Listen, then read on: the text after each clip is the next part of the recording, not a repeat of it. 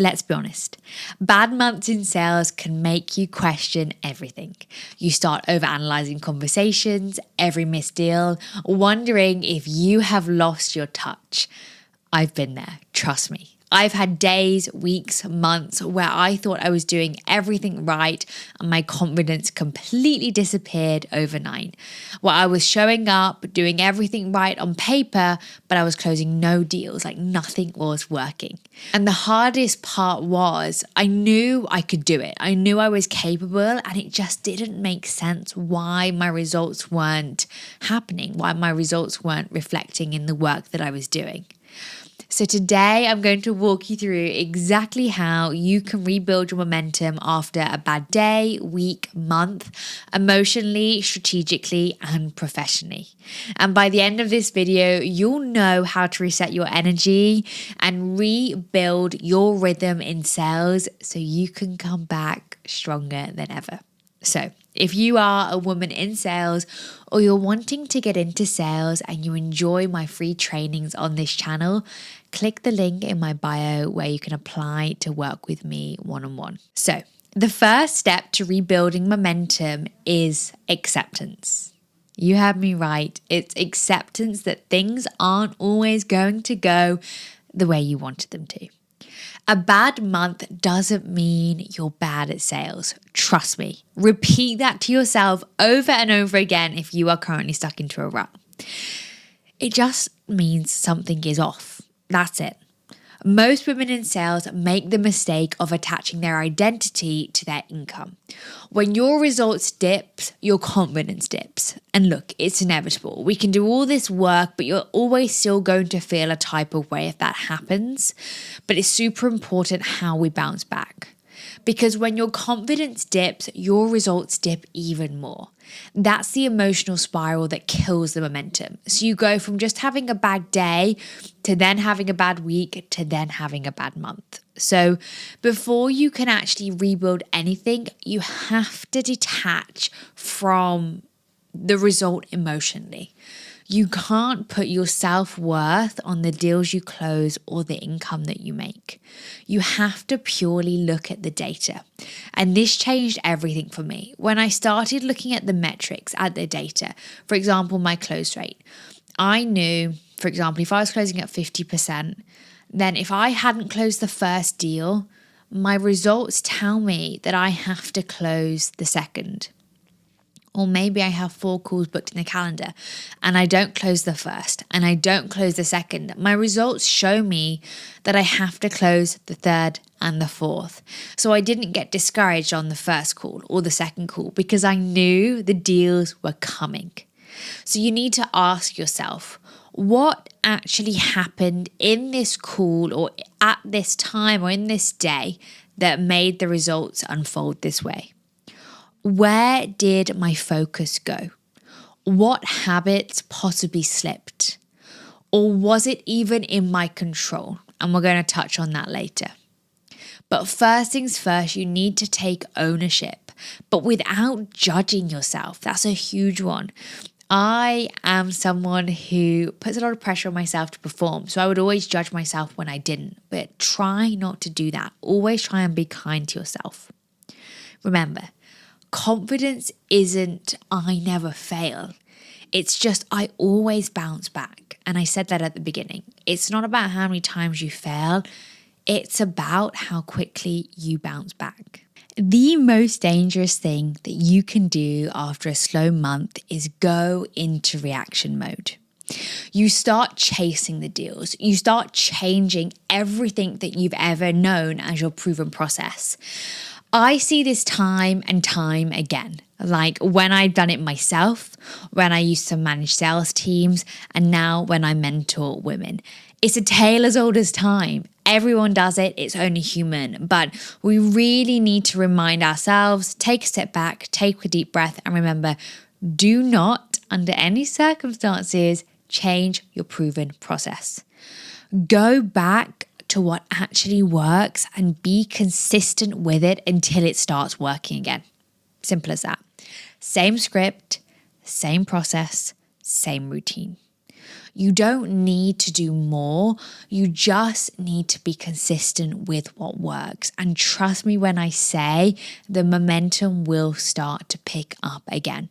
Sales is not always going to be linear. You have to know there's going to be bumps in the road, and that is totally okay. Because sales is an emotional sport, and your energy sells before your words do.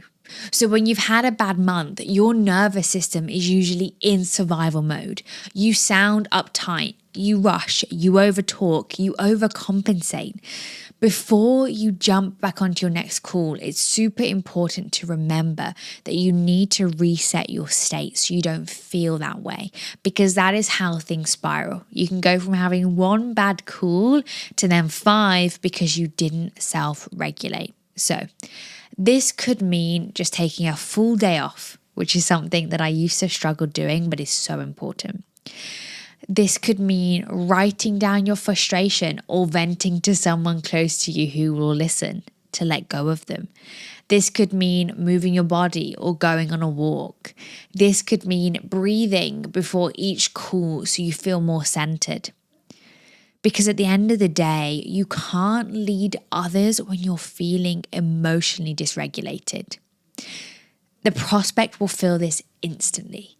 Even if you're saying all the right things, but your energy is off, that is where the prospect will start feeling in fight or flight. Because your emotional composure is what builds trust. When you're calm, people will lean in. When you're anxious, people will pull away. Now that your energy is back, it's time to get strategic. Instead of asking, what's wrong with me? Ask what's wrong with the current process or the current situation that we are facing. So for example, pull out the calendar, look at the type of bookings you've had or the amount of bookings you've had, as well as putting up your most recent sales calls and reviewing them. You want to see how many qualified conversations you've actually had, if your follow-ups were consistent, and were you leading in the call or were you reacting to the prospect? So this is going to be split into 2 categories. You're going to look at what you can control, which is your process on a sales call by doing sales call reviews.